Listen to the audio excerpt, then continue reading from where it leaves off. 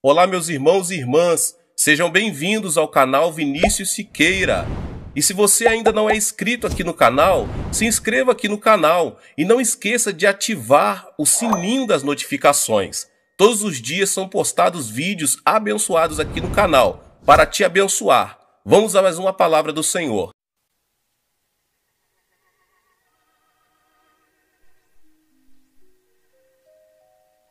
Eu acredito em milagres.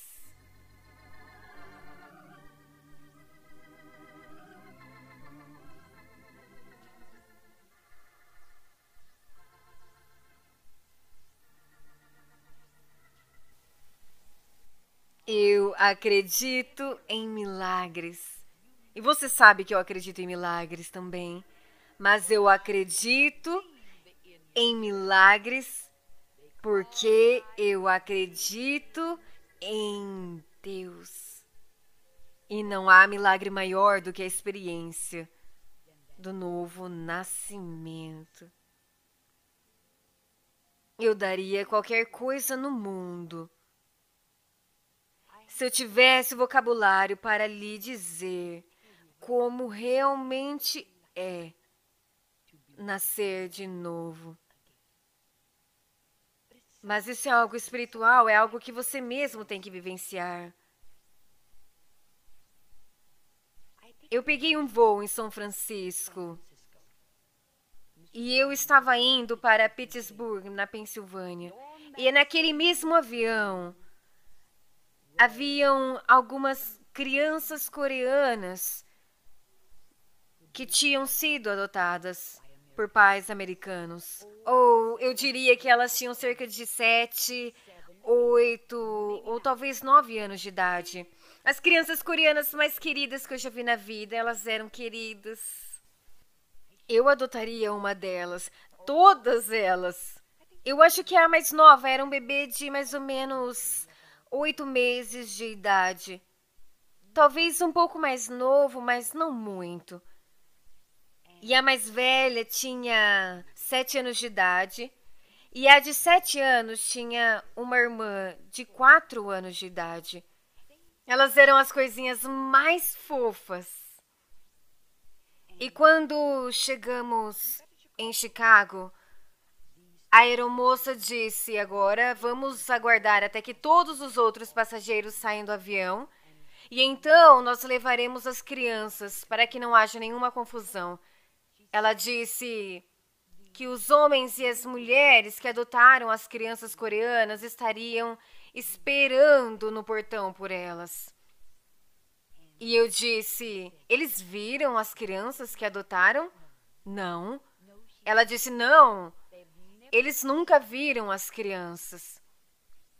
Eles não tinham ideia do que estavam recebendo. E ela disse: eles já foram adotados. E nós estamos tão emocionados pelas crianças. E então eu esperei, porque veja, eu estava indo para Pittsburgh no mesmo avião, e quando todos os outros haviam saído, o missionário colocou a bebê em seus braços e a carregou. E a aeromoça pegou o casal. Eu peguei as irmãs pela mão, a pequena de 7 anos de idade e o pequeno de 4. E nós descemos a rampa. E eu nunca vou me esquecer. Foi uma visão que nenhum pincel de artista jamais poderia fazer jus. Foi algo que o maior artista do mundo nunca poderia pintar. E os homens e as mulheres que adotaram as crianças coreanas, eles estavam parados no portão, olhando, esperando. Alguns sorriam e outros não tinham nenhuma expressão em seus rostos. Havia expectativa nos rostos deles. E lá fomos nós, com as crianças. E o missionário parou lá. Ele tinha cartões e chamou o senhor e senhora. E uma mulher disse: aqui. E o primeiro foi a bebê. E com ternura ele pegou a bebê e a entregou para o homem que seria o seu novo pai. E ela se aninhando nos braços do pai, a primeira coisa que ela fez foi puxar a lapela do casaco dele e olhou no rosto dele. E então ele sorriu para ela. E depois o missionário chamou o senhor e senhora fulano de tal. E outra pessoa disse: aqui. E então ele disse: este é o seu filho. E então chegou o momento em que ele chamou o nome de outro casal, senhor e senhora fulano de tal. E ambos disseram: aqui. E ele disse: as irmãs são suas. E eu estava lá com a criança de 7 anos numa mão e a outra de 4 na outra. E o homem que disse aqui olhou para mim e disse: Catherine Kuhlman. Eu não sei, mas eu acho que ele pensou que ele estava me adotando. E ele disse: de onde você veio? E eu disse: eu só estava no avião. E aqui estão elas. A esposa pegou a mais nova das duas irmãs e a beijou e a amou. E o homem se abaixou para beijar a menina de 7 anos. Quando de repente, do nada, ela começou a chorar. Ela ficou histérica. E esse choro me assombrou por dias e dias. Durante a noite, na calmaria da noite, eu podia ouvir o choro daquela criança. Não havia qualquer expressão em seu rosto e as grandes lágrimas apenas rolavam pelas bochechas dela. Ela ficou imóvel. E eu fiz a única coisa que eu sabia que tinha que fazer. Eu coloquei os meus braços ao redor dela. Antes de perceber, as únicas palavras que saíram foram: se você apenas soubesse, querida. Se você apenas soubesse. Era tudo o que eu conseguia falar. Era a segunda vez em toda a minha vida que eu tive uma experiência assim. A experiência anterior foi quando a minha mãe morreu. E quando eu fui pegar o telefone para ligar para a minha irmã mais velha para dizer que mamãe havia morrido, quando ela disse olá, nada saiu, nada. Nenhuma palavra saiu. Eu estava totalmente sem palavras. E naquele momento que a criança coreana estava chorando, tudo o que eu poderia dizer a ela: se você apenas soubesse, querida, se você apenas soubesse. O tempo todo eu estava pensando: se você apenas soubesse, você nunca mais passará fome de novo, nunca. Se você apenas soubesse, você vai ser amada pelo resto da sua vida. Se você apenas soubesse, você está na América agora, você está na América agora. Sempre haverá sapatinhos em seus pés, sempre haverá roupas em seu corpo. Você sempre estará confortável. Haverá uma boa cama limpa para dormir. Você não vai passar fome mais. Mas eu esqueci a barreira da língua. Ela não conseguia entender o que eu estava dizendo. E naquele momento eles estavam anunciando o meu voo e eu tinha que ir. E ela estava lá ainda chorando amargamente, histérica. E eles não podiam fazer nada, só Deus conhece as memórias que estavam na cabeça daquela criança. Ela tinha seus 7 anos de idade. Mal sei eu onde as memórias dela estavam. E ela não sabia o que ia acontecer a seguir. Só Deus sabe o que ela passou. E eu tive que deixá-la. E eu corri até o portão. Mas eu não consegui. Eles estavam segurando a porta do avião para mim e eu voltei apenas mais uma vez. Eu a peguei em meus braços. E mesmo que ela não pudesse entender o que eu estava dizendo, eu queria que ela sentisse o meu amor. Talvez isso ajudaria. E eu abracei ela para bem perto de mim.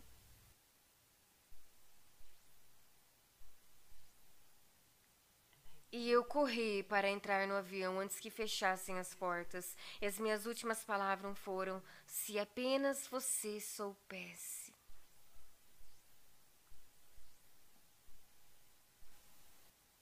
E neste momento, eu me sinto tão importante quanto. Ao tentar dizer a você que nunca nasceu de novo, a você que nunca aceitou a Cristo como seu Salvador, se você apenas soubesse. Você não percebe que a vida, na verdade, não tem um significado real para aqueles que não nasceram de novo? Não mesmo. Essa é a razão pela qual você é tão turbulento. Não há nenhum propósito real para a vida. Não mesmo. Se você nunca nasceu de novo, você sabe o que realmente significa ser nascido de novo? Você quer saber? Significa que ao aceitar Jesus Cristo como seu Salvador pessoal, o sangue dele apaga cada transgressão sua e você é justificado diante dele pela fé. Mas isso é apenas uma parte de tudo isso. E naquele momento, aquele que é agora o grande Criador, e essa é uma das coisas que temos em comum. Deus é o nosso Criador.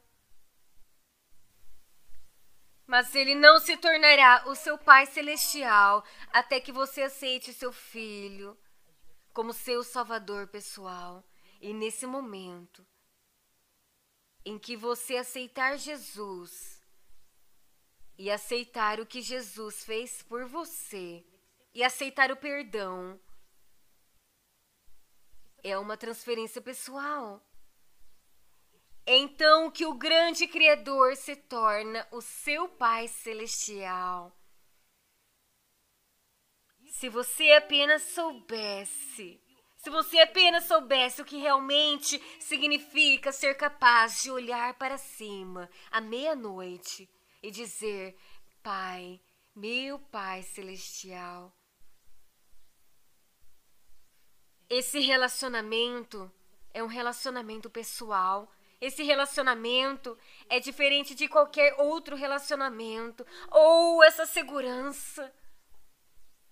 Eu sinto que poderia enfrentar qualquer coisa. Eu te digo a verdade, então acredite em mim. Eu poderia enfrentar qualquer coisa, contanto que eu saiba que Ele é o meu Pai Celestial, que me ama, que cuida de mim. Eu estou em suas mãos, encoberta pelo seu amor. A vida tem significado para mim.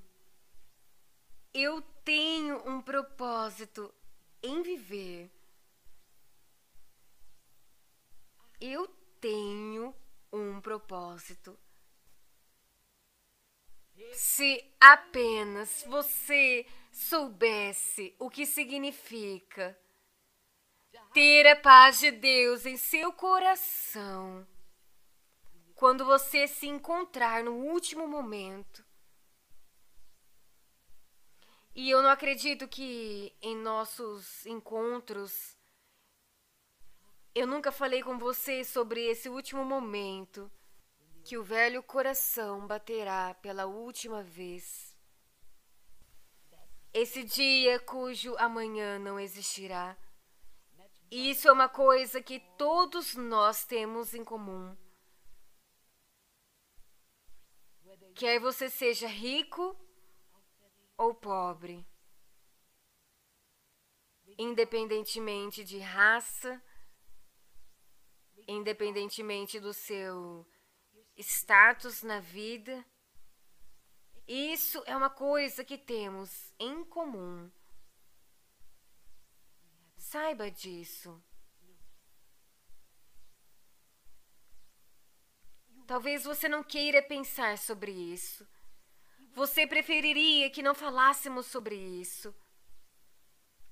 Você preferiria que agíssemos como se não fosse acontecer. Mas vai acontecer. Vai acontecer. Tão certo quanto o velho coração está batendo agora, chegará um dia em que esse velho coração baterá pela última vez. Se você apenas soubesse como é maravilhoso ter a paz de Deus em seu coração.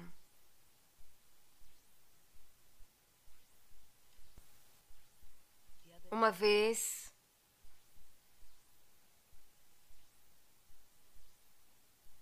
eu estava no cemitério. Um dos meus ajudantes havia partido para a glória. Eu nunca tive uma experiência como essa. A família estava sentada lá na minha frente e haviam amigos lá. Aqueles que carregaram o corpo dele com tanta ternura para o cemitério. E eu peguei umas rosas e comecei a tirar as pétalas. E elas caíram na sepultura aberta. E eu dizia: das cinzas viestes, às cinzas retornarás. Você já ouviu isso diversas vezes. Mas naquele momento, havia a presença gloriosa de Jesus. E eu sabia que não era morte, aquilo não é morte, é glória. Não é escuro, é luz. Não é tropeçar, tatear ou mesmo fé, é visão. Isso não é tristeza, é ter a minha última lágrima enxugada. É nascer do sol, é manhã do meu dia eterno. Isso não é nem orar, é falar face a face. É ouvir, é vislumbrar as maravilhas de sua graça. Este é o fim da súplica. Por força para suportar a dor, nem mesmo a memória sombria da dor voltará a viver como eu suportei a vida terrena antes de subir o mais alto. Antes da minha alma ser concedida, é cada desejo profundo. Antes de conhecer esse arrebatamento, de encontrar face a face aquele que me procurou, me salvou e me manteve através de sua graça. Lá eu li a gloriosa palavra de Deus. Não quero, porém, irmãos, que sejais ignorantes acerca dos que já dormem, para que não vos entristeçais como os demais que não têm esperança. Porque se cremos que Jesus morreu e ressuscitou, assim também aos que em Jesus dormem, Deus os tornará a trazer com ele. Dizemo-vos, pois, isto pela palavra do Senhor, que nós, os que ficarmos vivos para a vinda do Senhor, não precederemos os que dormem. Porque o mesmo Senhor descerá do céu com alarido, e com voz de arcanjo, e com a trombeta de Deus, e os que morreram em Cristo ressuscitarão primeiro. Depois nós, os que ficarmos vivos, seremos arrebatados juntamente com eles nas nuvens a encontrar o Senhor nos ares. Assim estaremos sempre com o Senhor. Portanto, consolai-vos uns aos outros com estas palavras. E quando eu terminei de ler essa passagem e o culto já havia acabado, ninguém foi embora.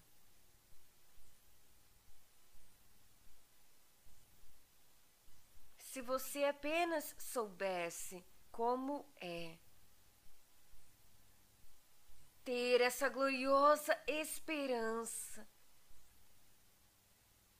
saber que a morte não é o fim. E eu permaneci lá por mais alguns minutos. Era um dia lindo, os pássaros cantavam, não havia histeria, não havia problemas. E lá estavam sentados a esposa, calma, mas com fé, com confiança, com a experiência cristã. E estavam os 3 filhos crescidos. Não havia histeria. Havia confiança, havia fé. E o culto no cemitério havia acabado, porém ninguém saiu. E eu fiz algo, a coisa mais natural do mundo. Havia um assento vazio ao lado de uma das noras. E eu fui até lá e me sentei. E eu disse, sabe, eu acho que estamos só esperando a trombeta do Senhor soar. Eu acho que estamos só esperando pela gloriosa manhã da ressurreição, o momento em que a vida da ressurreição fluirá através do corpo e os mortos em Cristo ressuscitarão, se igualando ao corpo do nosso Cristo ressuscitado. E a Bíblia nos diz que isso é real. Isso é tão real quanto o próprio Deus. Isso é tão real quanto a vida. Acredite em mim, a morte não é o fim de tudo. Eu te dou a palavra dele, a mais alta autoridade nos céus e a terra. E você pode apostar sua própria vida no que o Senhor diz. A morte não é o fim de tudo. É apenas o começo. O resto do livro está escrito para além das ondas. Isso não é morte. Isso é ter as suas últimas lágrimas enxugadas. Isso não é morte. É o fim do sangramento. Isso é o fim do sofrimento. É o fim da mágoa. É o fim da decepção. Se você apenas soubesse.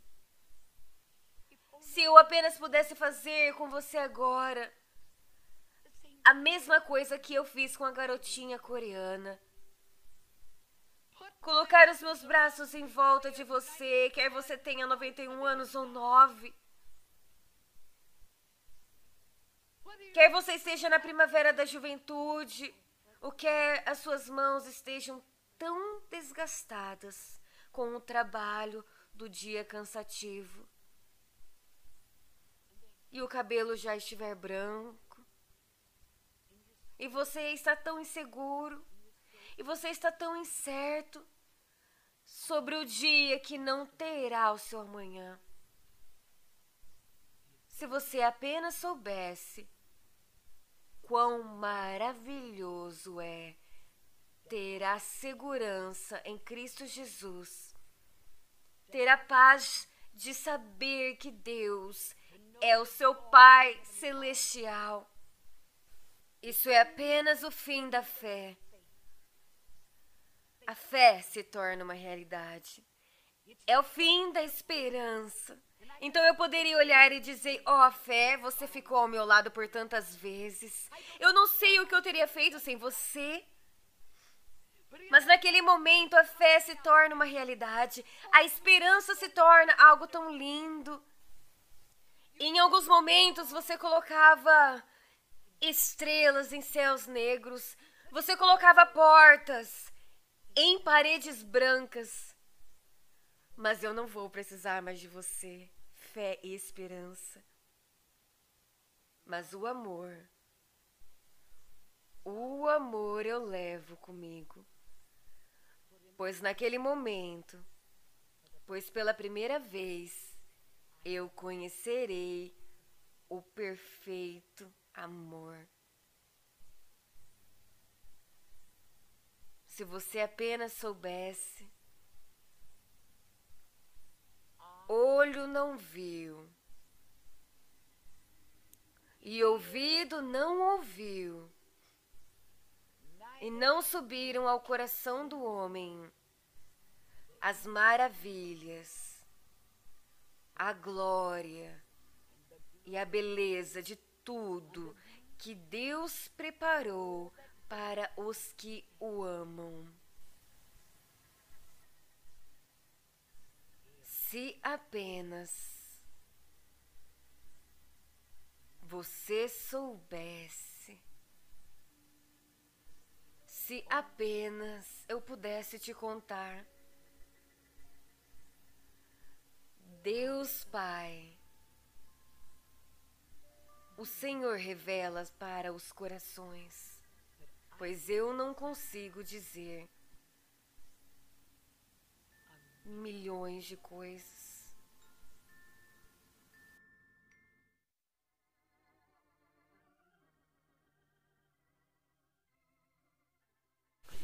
Mas é algo que Ele dá. É um presente. Paulo sabia disso, Paulo entendia. E à medida que você lê suas escrituras, era seu presente precioso. Nada mais importava para ele quanto esse algo precioso. Olá, meus irmãos e irmãs, sejam bem-vindos ao canal Vinícius Siqueira. E se você ainda não é inscrito aqui no canal, se inscreva aqui no canal e não esqueça de ativar o sininho das notificações. Todos os dias são postados vídeos abençoados aqui no canal para te abençoar. Vamos a mais uma palavra do Senhor. Guarde-me como a menina dos teus olhos.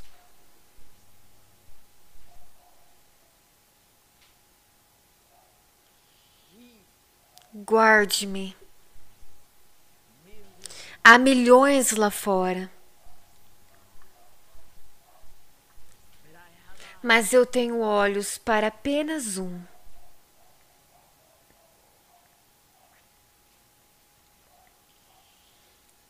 Guarde-me. Eu realmente amo.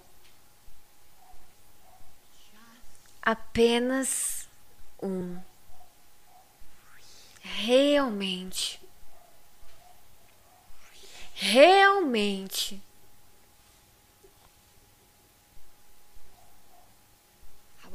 Eu mentiria para você se te dissesse que eu não era uma pessoa solitária. Eu lhe diria uma mentira se eu te contasse que eu não era solitária. Às vezes, Eu me sinto como a pessoa mais solitária do mundo.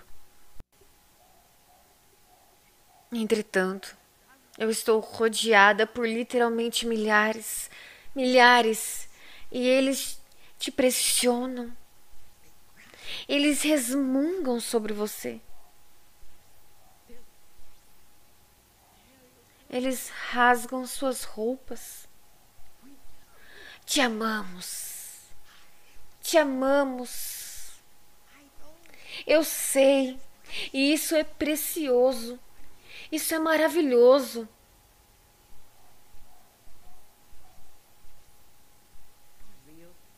Para amigos verdadeiros, você pode contá-los em uma mão. Você poderia até tirar o dedão.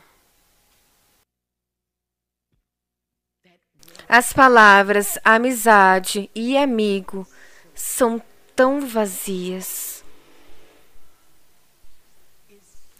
Tão vazias. É tão vazia essa palavra amigo. Tão vazia.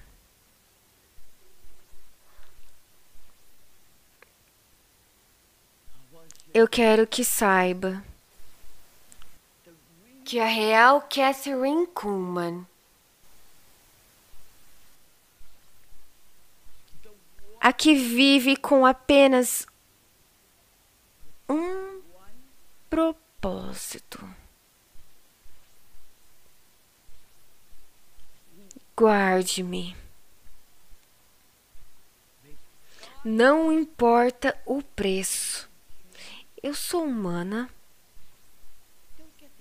Não tenha ideia de que eu não sou humana. Eu sou tão humana do que qualquer outra pessoa neste lugar hoje. Além disso, eu sou uma mulher. Eu era uma mulher antes de me tornar pregadora. Eu sou uma mulher, sou humana.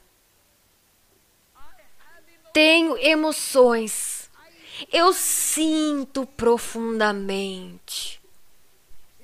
Se eu não me compadecesse profundamente, como eu poderia me compadecer por aquele que está em sofrimento profundo? Ele me deu um amor que é tão precioso. Eu guardo isso cuidadosamente como alguém guardaria uma joia. A joia mais cara do mundo. Pense na pérola mais cara do mundo. Está guardada cuidadosamente.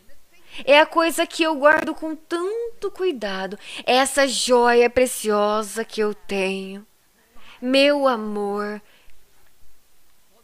pela multidão.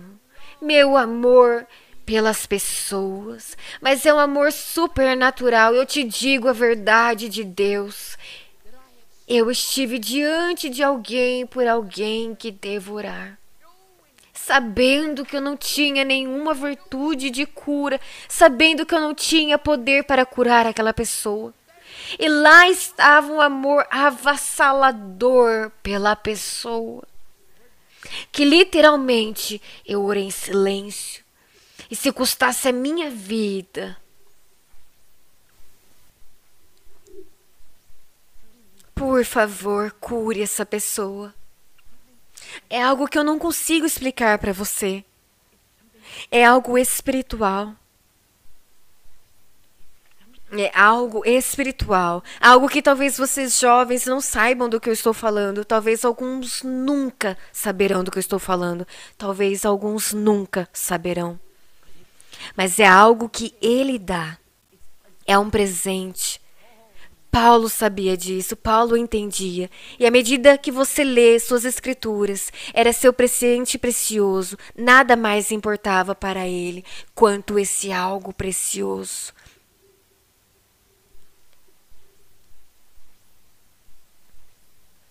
Mas o meu amor pelo Mestre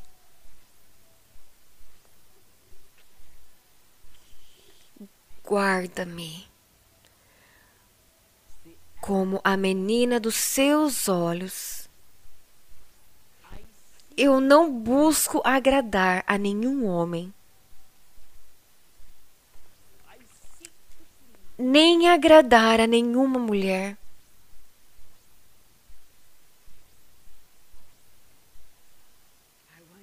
Eu quero o sorriso dele. Eu quero o seu favor. Eu quero que ele me envolva perto do seu coração. Eu quero que ele olhe do alto. E quando esse culto terminar e a multidão for embora e eu voltar para o camarim vazio e tirar o longo vestido branco e tirar os sapatos dos meus pés, eu penso em apenas uma coisa. Eu o agradei? Eu dei o meu melhor para ele?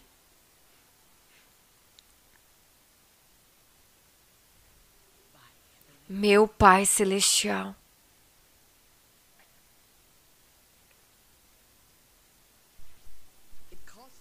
há um preço. Tudo que é valioso tem um preço. Veja, jovens, é o que você mais quer. Deixe-me perguntar algo enquanto eu estou aqui diante de vocês nessa manhã de segunda. O que você mais quer do que qualquer coisa? O que nessa vida você quer mais do que qualquer outra coisa? O que é? Eu te faço uma pergunta direta. O que é? E você sabe.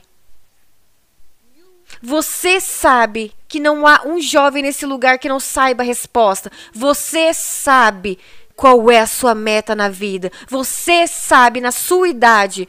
Você talvez pergunte a uma criança na quinta, sexta, sétima série. Você pode perguntar a alguém do segundo ano no ensino médio, do terceiro ano. Talvez eles não saibam. Mas você, nessa idade, cada um de vocês jovens, neste lugar, nessa idade, vocês sabem, como adulto, o que mais querem na vida. Vocês sabem. Vocês sabem qual é a sua meta.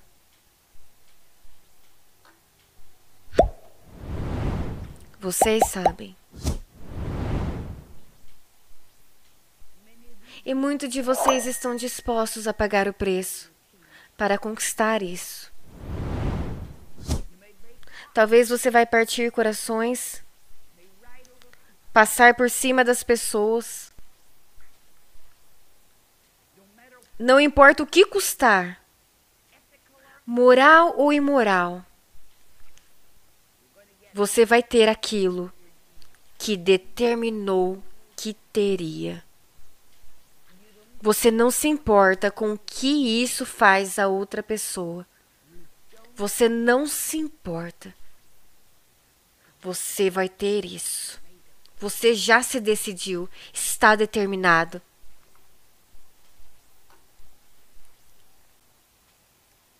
Mas não há nada que exija maior preço do que ser a menina dos olhos dele. E saber que ele me segura em seus braços eternos.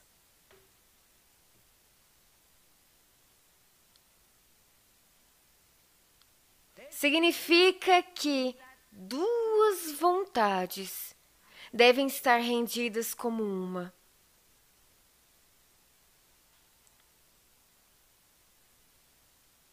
É a coisa mais difícil no mundo. É a coisa mais difícil no mundo. Lembre-se, ele tem uma vontade.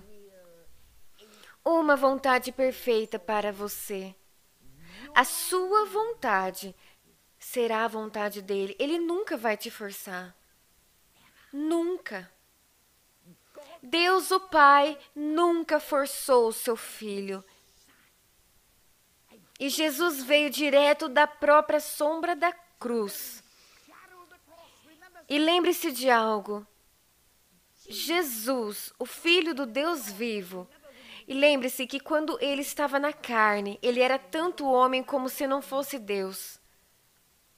Saiba disso. Eu não acredito por um minuto que Jesus queria morrer. Eu não acredito nisso, eu não acredito nisso. De si mesmo. E ainda sendo tão homem como se ele não fosse Deus. Ele tinha uma vontade separada da vontade do Deus Pai.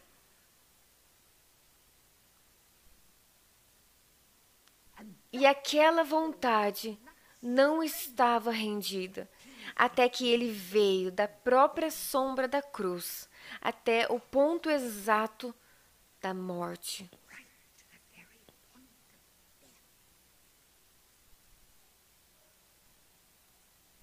Quando ele disse, entretanto, que não seja feita a minha vontade, mas o que tu desejas. E se ele não tivesse rendido sua vontade à vontade do Pai, acredite em mim. Eu lhe digo a verdade. O plano da redenção nunca teria sido aperfeiçoado. Você e eu nunca teríamos vida eterna. Você e eu nunca teríamos o privilégio de ser herdeiros de Deus e co-herdeiros de Cristo Jesus. Para eu dizer a você que é fácil se render, eu não diria. Eu gostaria de pôr as mãos em seu rosto e te dizer que não é fácil o que eu estou te dizendo. Não é fácil.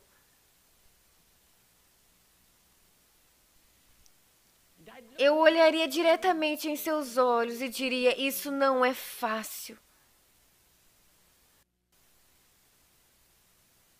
Mas eu lhe imploro, eu ficarei de joelhos e implorarei a você. Entregue essa sua vontade. Entregue-a. Você pode aspirar a grandes coisas e dizer: olhe o que eu posso ser, olhe minhas potencialidades. Eu posso ser o melhor do mundo. E a multidão vai aplaudir. Mas isso é tão temporário. É tudo tão vazio. Quando você percebe como as pessoas são inconstantes. Como a vida é curta. E o preço é muito alto. Sério. Eu ponderei tudo. E eu me decidi. E por escolha. É por escolha.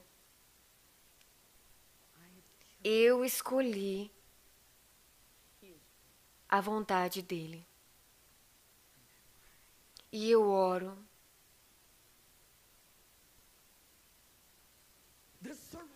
Pela rendição do corpo físico. Eu estou falando sobre algo, eu estou falando sobre algo que é real. Estou falando sobre algo. Eu escolhi. É a minha escolha. Eu escolhi entregar o meu corpo como sacrifício vivo. Orando para ser aceitável para Ele. um sacrifício vivo, cheia do Espírito Santo, sendo conduzida pelo Espírito Santo. É por escolha.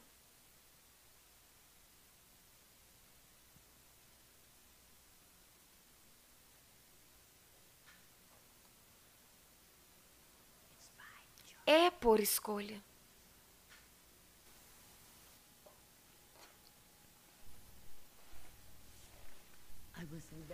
Eu não era tão velha. Eu não tenho certeza de quantos anos. Menos de 10 anos.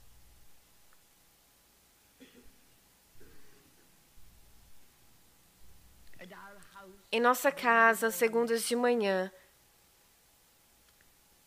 mamãe sempre lavava as roupas.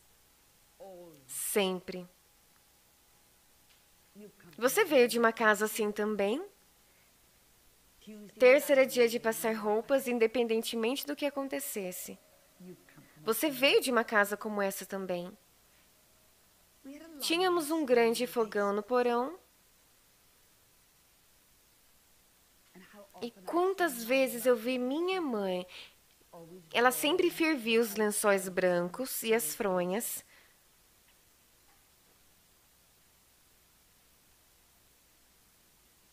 E numa segunda-feira de manhã, ela tinha a caldeira no fogão, no porão. E quando o telefone tocou, e um parente estava muito doente, e eles mandaram chamar a mamãe e disseram: você poderia vir, por favor, rápido? E mamãe disse para mim: agora, Catherine, eu voltarei, não toque em nada. Foi a coisa errada a dizer. Mas eu voltarei o mais rápido que eu puder. E depois que mamãe saiu, eu pensei, eu vou surpreendê-la. Após a lavagem, eu farei a coisa toda. Farei tudo. E quando ela voltar, ela estará cansada. Ela ficará tão surpresa. Ficará tão surpresa. E eu fui lá embaixo no porão. A caldeira estava cheia de água com sabão dentro. Eu coloquei os lençóis. Os tirei, coloquei as fronhas dentro. Eu as fervi e quando elas terminaram, eu fervi tudo que estava dentro.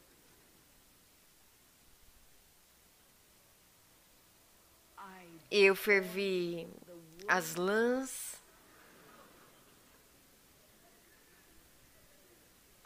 fervi as roupas coloridas, fervi todas elas.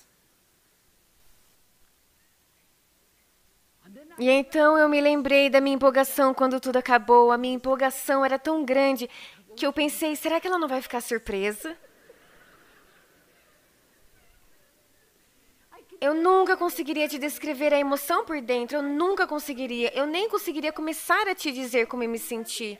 Eu não conseguiria te dizer. Nós sempre penduramos nossas roupas no varal, sabe? E aquele varal era um pouco alto para mim. E eu fui na cozinha, peguei a cadeira da cozinha e fiquei em pé na cadeira da cozinha para estender algumas roupas. Eu pensei que algumas das roupas ficaram um pouco estranhas e eu as estendi. E então, quando elas estavam todas secas, eu tirei a cesta de roupas. Você nunca saberá como, até hoje, do que eu estou falando disso para você. Eu ainda posso sentir a empolgação.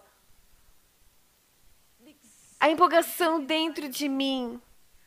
Mamãe ficaria tão feliz, mamãe ficaria tão emocionada. Eu lavei a roupa.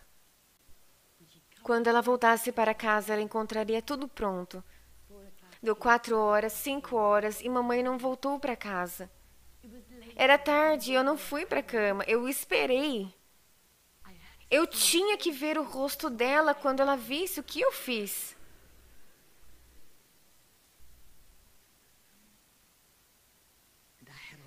E eu peguei todas as roupas, estavam todas secas, estavam todas no cesto de roupa. E eu as coloquei na cozinha para ser a primeira coisa que ela veria quando voltasse para casa. Era surpresa, surpresa.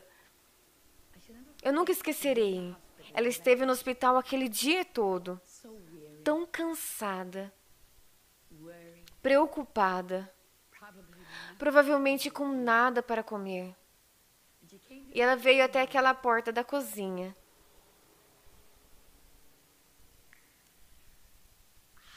Eu nunca esquecerei o olhar em seu rosto, eu nunca. Ela entrou e ela olhou para aquele cesto de roupas e viu as coisas caras que eu tinha arruinado. Havia um casaquinho Shelley. Era caro. Era especialmente feito da cidade no Kansas. E eu tinha fervido. Se reduziu a nada. Algumas de suas melhores coisas. Eu nunca esquecerei seu rosto. Ela ficou lá por apenas um momento e olhou para aquelas coisas. E então ela olhou para mim e viu o meu rosto. Acho que foram as palavras mais difíceis que minha mãe já teve que proferir. Quando ela disse: "Você fez um bom trabalho."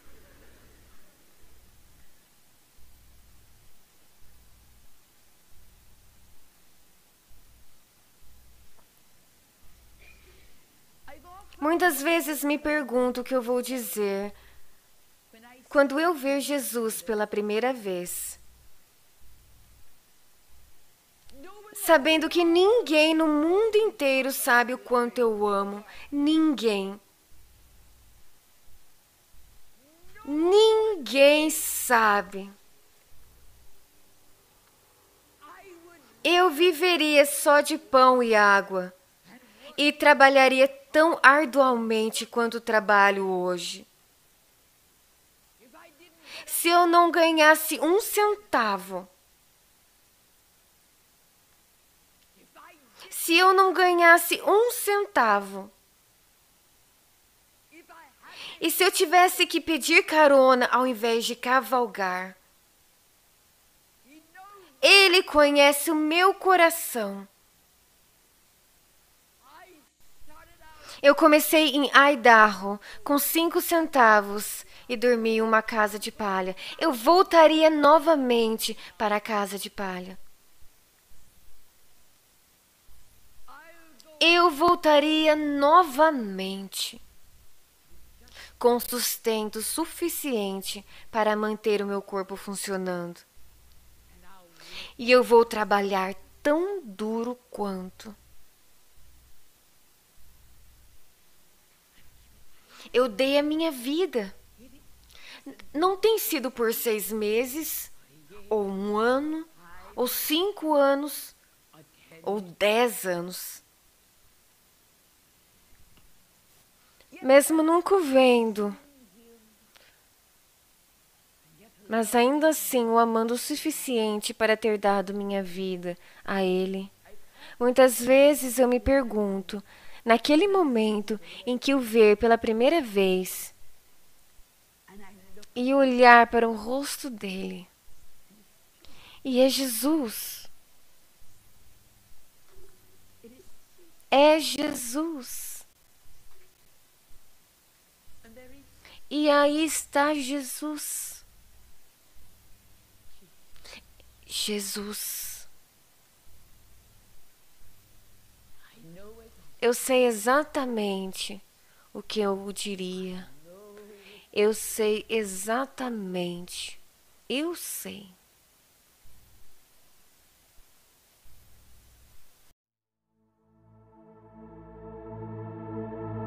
Levanto os meus olhos para os montes e pergunto: de onde me vem o socorro?